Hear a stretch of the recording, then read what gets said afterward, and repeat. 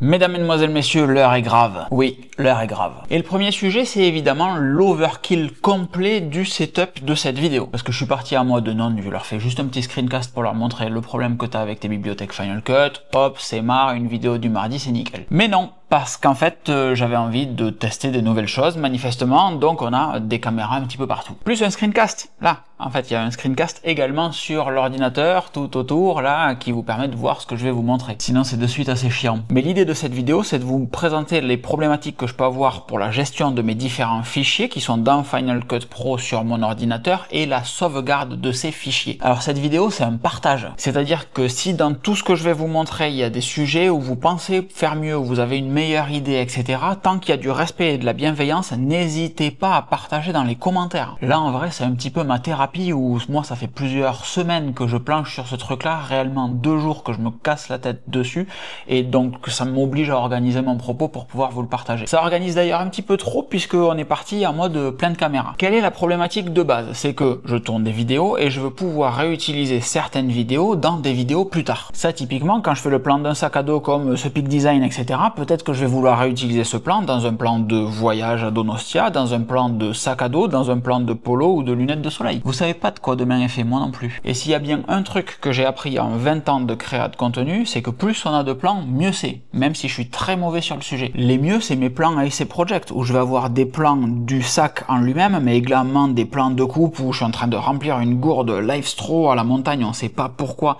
mais c'était dans le cadre du test de ce sac, et je vais retrouver plein de trucs dans ma galerie AEC Project juste ici. Ce plan-là, vous l'avez vu dans toutes les vidéos où je vous parle de voyage et de backpacking, parce que c'est un sac à dos AEC qui me permet de faire tout mon voyage en bagage cabine dans un sac de 38 à 45 litres. Et ça marche ridiculement bien, et j'aurais pas ce plan, je ne pourrais pas vous le montrer aussi visuellement que ça. Pour être très franc, il est quand même très stylé. Donc j'ai des projets comme ça pour lesquels je veux garder les vidéos, d'autres dont je me fiche. La solution parfaite, c'est d'avoir du stockage illimité sur mon MacBook Pro, et je peux stocker tous les plans, toujours, forever, sur mon MacBook Pro. Ce MacBook Pro, il serait sauvegardé sur un SSD avec du stockage illimité, qui lui-même serait sauvegardé sur mon NAS, lui aussi avec du stockage illimité, et j'aurais donc 3 copies de mes données à 3 endroits différents à n'importe quel instant du jour ou de la nuit. Trop bien. Sauf que le stockage illimité, ça n'existe pas, et pire, le stockage, ça coûte cher. Donc aujourd'hui, je dois choisir entre 3 types de fichiers. Les fichiers que je garde toujours sur mon Mac, ceux que j'archive, c'est-à-dire que je veux pas les jeter, mais j'y reviendrai peut-être un jour, éventuellement, c'est pas trop sûr, donc j'en ai pas besoin sur ma machine tout le temps avec moi. Et les troisièmes, ceux que je jette, parce qu'en fait, ils ne me serviront à rien. Typiquement, les plans que je suis en train de tourner là, ils ne me serviront à rien plus tard. Une fois que j'ai fait cette vidéo, même si j'ai des captations dans tous les sens, ces plans-là, plus tard, ne me servent à rien. Et déjà là, à cette étape du process, c'est compliqué. Parce qu'on a des trucs qu'on doit archiver. Est-ce que j'archive? Je l'archive comment? Il faut effectivement trouver ce qu'on archive, mais il faut trouver comment on l'archive. Parce que le but du jeu de l'archivage, c'est de pouvoir retrouver ces plans plus tard, de pouvoir les lire plus tard. Et là, c'est 2 sujets intéressants. Les retrouver plus tard, il faut pas qu'ils soient perdus au fin fond d'un stockage, et les lire plus tard. Il faut pas qu'ils soient dans un format que vous ne sachez pas lire, savez pas lire, sachez, dans 5 ou 10 ans. Et ça, aujourd'hui, c'est déjà mon plus gros problème. Les plans que je veux archiver, typiquement les plans de mes prépas marathons, tous les différents plans de run que j'ai, comment est-ce que je les archive, dans quel format et où. Alors aujourd'hui, voilà ce qui se passe. Comme je vous disais, j'ai une bibliothèque LKN dans laquelle il y a la majorité de mes plans. J'ai aussi d'autres bibliothèques qui sont spécifiquement destinées à des types de plans. La course à pied, les voyages, le Patreon, les podcasts XXL, le contenu premium, tout ça, c'est dans des bibliothèques spécifiques. Parce que j'avais un petit peu le problème et je m'étais dit, il n'y a pas besoin d'avoir tout ça dans la bibliothèque principale, je le mets à côté, et ces bibliothèques-là, le jour où j'ai plus de place, bon, elles partent sur un volume externe tout le temps, et j'ai pas besoin de les avoir sur le Mac. Pour autant, tout est centralisé à un endroit et je peux récupérer facilement. Et donc, dans cette bibliothèque, j'ai plein de trucs. Alors, j'ai pas fait de ménage depuis un moment. Périodiquement, je fais un ménage, mais le périodique, ici, il traîne depuis un petit moment. Mais typiquement, le plan de l'Amazon Kindle Paperwhite, est-ce qu'on en a besoin? Est-ce que c'est un truc, quand je vais devoir parler de tablette, je vais avoir besoin de ces plans de l'Amazon Kindle Paperwhite tournés le 28 novembre 2024? Est-ce que si je n'ai pas ces plans, ma vidéo va réellement être moins bonne ou plus compliquée? Et surtout, est-ce que je n'aurai pas la capacité de retourner ces plans? Parce que la problématique, elle est un petit peu là. Tu fais des plans sur un iPhone 3GS que tu n'as plus. Bon, mais si t'as pas les plans, tu retournes pas les plans. Tu fais les plans sur une casquette Patagonia que tu as toujours sur ta table ou pas bien loin. loin. Bon, mais tu peux refaire tes plans, et c'est pas vraiment un sujet. Donc oui, il y a des tests de comparatif entre la Kindle Paperwhite et la Kindle Paperwhite de nouvelle génération, ok. Il y a des tests de luminosité, ok. Il y a des trucs que... Ouais, cool, super, ça existe. Mais en dehors de ça, j'en ai pas besoin. Et là où c'est moche, c'est que si on fait Reveal in Finder de ces plans-là, qu'on vient ici sur Amazon Kindle Paperwhite et qu'on regarde, on a 10 gigas de plans juste pour cette vidéo. Sans se mentir, naze. On a quand même pas mal de plans. Je m'étais un petit peu amusé à faire des plans de coupe, etc. Mais 10 gigas. Vous comprenez que ça va super vite et qu'on parle très vite en téraoctets. Et pourquoi j'ai 8 téraoctets de stockage interne sur mon MacBook Pro? Pourquoi il y a 150 Tera de stockage sur mon NAS? Pourquoi il y a que des SSD qui font 8 Tera autour de moi? Parce que très vite, ça fait beaucoup de plans. Et donc là, le jeu, c'est de passer sur à peu près tout et de se dire, ok, est-ce que j'ai besoin de ces plans? Et bien la réponse, Amazon Kindle Paperwhite, Amazon Kindle Scribe, je suis désolé, mais on n'en a pas besoin. Donc on va supprimer tout ça et on va gagner de la place. Là pareil, on a cette vidéo, je laisse une nouvelle chance aux AirPods Max. C'est cool, c'était il n'y a pas si longtemps que ça. Mais en soi, les AirPods Max, je les ai toujours, je peux retourner les plans et on se fiche de la tronche que j'avais et du délire capillaire que j'étais en train de faire au moment où je vous ai tourné cette vidéo. Vous avez compris l'idée. Le propos maintenant, c'est de savoir comment on archive. C'était ça ma question. Aujourd'hui, j'ai fait un truc qui ne fonctionne pas. C'est-à-dire que j'ai une bibliothèque de backup sur mon NAS qui reçoit les plans comme ici, là, les Apple AirPods. Je fais glisser ça vers ma bibliothèque de backup.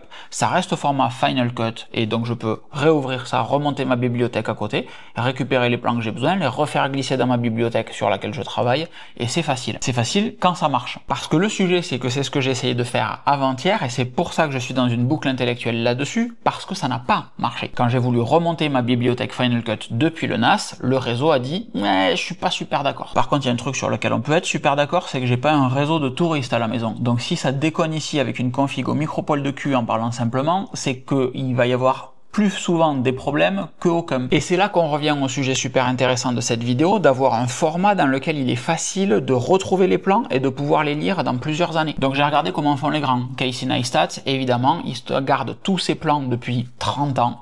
Et tous ces plans, ils sont à chaque fois sur des disques durs externes, sur des SSD, sur des NAS externes, classés par année, puis par mois, puis par jour, et tous les plans sont dedans, classés par caméra. C'est un setup qu'on peut avoir aujourd'hui quand on fait des films un petit peu solides, comme celui de l'ultramarathon de San Francisco, où on va classer par caméra même après. Là, c'est pas le cas. Donc, qu'est-ce qui se passe? Eh bien, si mes vidéos ressemblent à ça, ça c'est mon SSD du MacBook Pro, ça c'est le SSD externe, là, qui est en train de me servir à faire du backup et d'avoir une zone tampon, plus ou moins.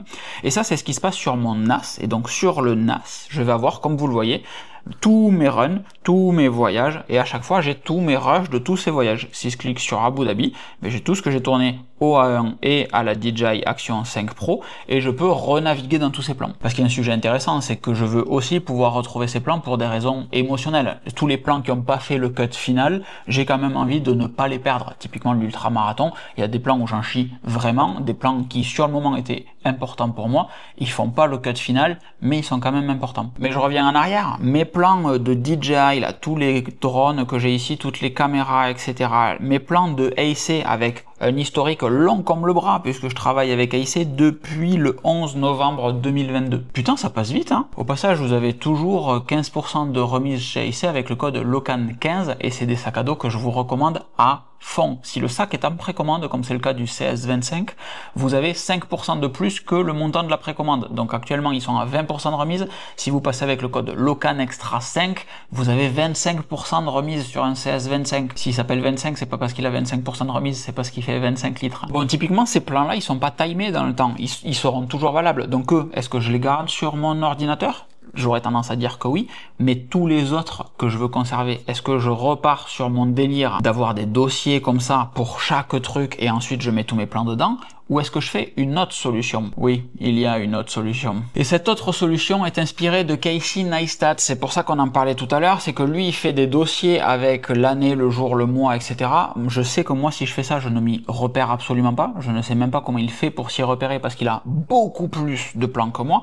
Par contre, un des trucs que j'ai fait récemment, c'est constituer mes dossiers comme ceci. Donc ça, je l'ai mis en place depuis le début du mois d'août et depuis Locan 2026. Et ça me permet d'avoir facilement les images qui vont être les images que je vais utiliser dans l'article et les vidéos qui m'ont servi à faire la vidéo. Ensuite, mon dossier global avec tout le fichier, avec tous les fichiers, tout ce qui est le travail en fait. Donc là, ça marche pas trop, mais typiquement sur le Ugreen, les images qui vont être dans l'article, les miniatures que je teste sur YouTube, les miniatures, les photos qui m'ont servi à faire les miniatures, les screenshots qui sont dans l'article, les vidéos qui m'ont servi à faire la vidéo, tout ça, c'est dans un dossier. Et donc si je sais que je cherche un plan que j'ai utilisé dans telle vidéo, ben, je viens chercher la vidéo qui est classée très facilement dans mon arborescence et je retrouve le plan. Mais pour autant ça me plaît pas trop parce que je me dis que je vais peut-être devoir trouver des plans trop longs pour juste le petit moment de plan. Et donc j'aimerais bien tout garder dans Final Cut ou avoir une partie des choses que je garde dans Final Cut. Et là je suis désolé, ça va pas vous faire plaisir, mais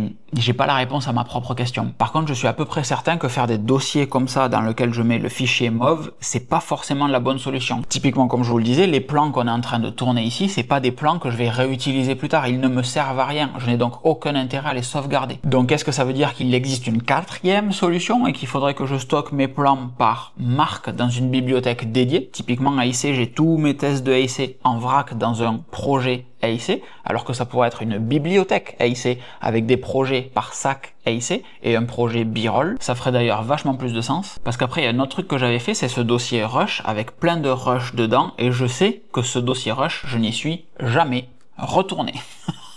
Et voici pourquoi cette vidéo était donc l'épisode 1, puisqu'il y aura un épisode 2 une fois que j'aurai trouvé la solution à tout ça. Je n'ai absolument aucune idée de quand est-ce que sortira l'épisode 2, forcément dans pas trop longtemps puisque ça me gratte quand même beaucoup, et une fois que l'épisode 2 sera sorti, la vidéo qui est en suggestion ici, qui pour l'instant est la vidéo de l'ultramarathon, aura changé et sera la vidéo de l'épisode 2. Donc il me reste à vous faire des gros zoubis, moi il me reste à monter ça parce qu'il y en a pour un petit moment, et vous donner rendez-vous dans la prochaine vidéo. On parlera d'un nouveau produit très sympathique, jeudi, on est mardi, ça sort jeudi. Bon voilà quoi. C'était bien ces multicaméras là. Qu'est-ce que vous en avez pensé de ça aussi? Pareil, hein, commentaires, tout ça, c'est super intéressant. Ça compte toujours. Hein. Il faut mettre des commentaires. Il faut venir sur le Patreon pour soutenir la création de contenu honnête comme ça.